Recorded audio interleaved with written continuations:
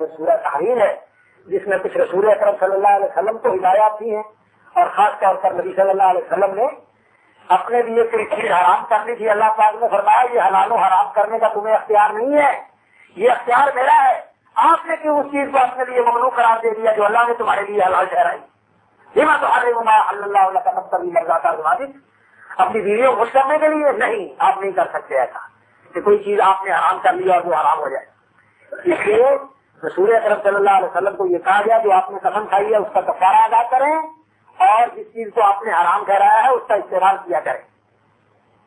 اب ہمارے بھی کئی لوگ جو ہے وہ کوئی چیزیں حرام کر دیتے ہیں،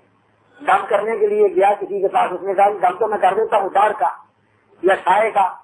لیکن جو چیزیں آپ کھاتے ہیں ان میں سے کوئی ایک چیز چھوڑ دو جو زندگی بھر آپ نے کھانی نہیں، کوئی آلو چھوڑ دیتا ہے، کوئی بینگن چھوڑ دیتا ہے، کوئی بڑا گوشت چھوڑ دیتا ہے کہ ساری عمر میں یہ نہیں کھاؤں گا، کیوں بھائی اللہ نے حلال کیا کیوں نہیں کھائے؟ اور مجھے ایک ڈاکٹر کی بڑی بات پسند آئی، میں نے اسے پوچھا ڈاکٹر صاحب کوئی پرہیز؟ کہتا صاحب جو اللہ نے چیزیں بنائی ہیں ساری کھانے کے لیے بنائی ہیں، پرہیز کس کا؟ حرام چیزوں کا پرہیز ہے، حلال چیزوں کا کوئی پرہیز نہیں۔ تو بڑی صحیح گل کی، گل صحیح ہے،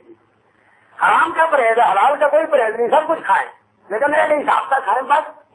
جو کچھ اللہ نے بنایا ہمارے جسم کی ضرورت کے لیے بنایا ہے۔ یہ کیا ہوا کہ ساری چیزوں کو ممنوع قرار دیتے ہیں کھانے کے لیے؟ یہ کوئی صحیح طریقہ نہیں ہے۔ اللہ رب العزت نے چیزیں بنائی ہے کھانے کے لیے بنائی ہے، کلو واشربوا کھاؤ پیو، ہاں یہ ہے بھلا آپ دوسرے کو حد سے نہ گزرو۔ اور وہ نبی صلی اللہ علیہ وسلم نے بتایا ہے کہ تیسرا حصہ پیٹ کا کھانے کے لیے رکھو، اور تیسرا حصہ پانی کے لیے رکھو، اور تیسرا حصہ سانس کے لیے خالی رکھو۔ لیکن ہم سارا پیٹ جو ہے وہ کھانے سے بھر لیتے ہیں، اور پانی کہتے ہیں خود ہی ادھر ادھر اتر جائے گا، ساری خیر دیکھی گئے بھی آیا آیا نہ آیا نہ ہی ساری خیر، یہ کام خراب ہوتا ہے۔ تو اس کے بعد سورۃ التحریم ہے، سورۃ التحریم میں کچھ تو نبی صلی اللہ علیہ وسلم کو اللہ رب العزت نے ہدایات دی ہیں، اور خاص طور پر مومنوں کو اللہ رب العزت نے یہ حکم دیا ہے، اللہ اکبر، یا ایھا الذین آمنوا قوا انفسکم واہلیکم نارا، اے ایمان والو خود اپنے آپ کو بھی جہنم کی آگ سے بچا لو اور اپنے گھر والوں کو بھی جہنم کی آگ سے بچا لو۔ میرے بھائیو آپ اپنے بھی ذمہ دار ہیں، خود کو بھی جہنم کی آگ سے بچانا ہے، اور اپنی بیوی بچوں کو بھی جہنم کی آگ سے بچانے کی کوشش کرو، انہیں بھی جہنم سے بچانے کی کوشش کرو۔ صرف یہ نہیں کہ آپ نمازی ہیں اور وہ ڈش لگا کے بیٹھے رہتے ہیں اور آپ نماز پڑھ لیتے ہیں، آپ تو دیندار ہیں اور ان کی دینداری کی پرواہ نہیں کرتے۔ آپ سے ان کے متعلق پوچھا جائے گا، اگر آپ نے ان کی دینی تربیت نہ کی، ان کو روکا نہ اور انہیں نہ منع کیا غلط راستے پر چلنے سے، دیکھتے رہے اور آپ کے دیے ہوئے خرچے سے سب کچھ وہ کرتے رہے،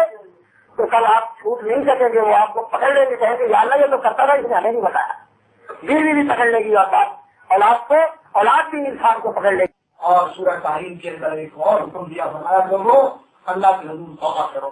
اور توبہ کرو خالص سچی توبہ، سارے گناہوں سے توبہ کرو، اور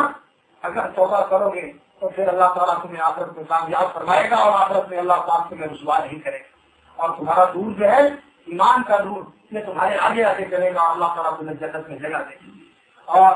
اللہ تعالیٰ نے مومنوں کے لیے مثال بیان فرمائی ہے اور کافروں کے لیے بھی مثال بیان فرمائی۔ تو میں دنیا کے کافروں سن لو، کوئی رشتہ ناتا کام نہیں آئے گا۔ اللہ اکبر۔ دوسری طرف فرعون کی بیوی تھی، بیوی فرعون کی تھی، جو دنیا کا بہت بڑا کافر تھا، بلکہ کافروں کا سردار تھا، لیکن یہ اللہ کی بندی مومنہ تھی، اور یہ اللہ کی بندی ایمان لائی، اور پھر اس ایمان کے راستے میں اس کو قربانی بھی بڑی دینی پڑی، تکلیف بھی بڑی اٹھانی پڑی، لیکن عورت ذات ہو کے اس نے ساری تکلیفیں خدا کی شانی سے برداشت کی۔ اخیر جب فرعون نے یہ فیصلہ کیا کہ اب اس کو ختم کر دینا ہے، اب اس کو مار ڈالنا ہے، اللہ اکبر، تو سولی پہ لٹکا دیا گیا، تختوں کے ساتھ میخیں لگا کر اس اللہ کی بندی کو میخوں کے ساتھ گاڑ دیا گیا کہ ان طرف طرف کے اور طرف طرف کے اور سدھر سدھر کے بھاگ جائے،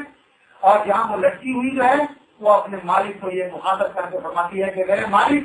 میں نے تیرے لیے، تیرے دین کے لیے، تیرے نام کے لیے فرعون کو چھوڑ دیا جو میرا سردار تھا، میں نے اس کی بادشاہ سے لات مار دی، میں نے راج سمندروں کو پاؤں کی ٹھوکر سے ٹکرا دیا، تیرے دین کو سینے سے لگا دیا، یہ سارے راج محل میں نے چھوڑ دیے مولا تیرے لیے، اور دیکھ اس نے میرے ساتھ کیا کیا ہے۔ میری درخواست ہے رب ابن لی انک بیتا فی الجنہ، یا اللہ میرے لیے جنت میں گھر بنا دے، ونجنی من فرعون وعملہ ونجنی من القوم الظالمین، فرعون اور اس کے عملوں سے مجھے بچا لے، مجھے نجات دے۔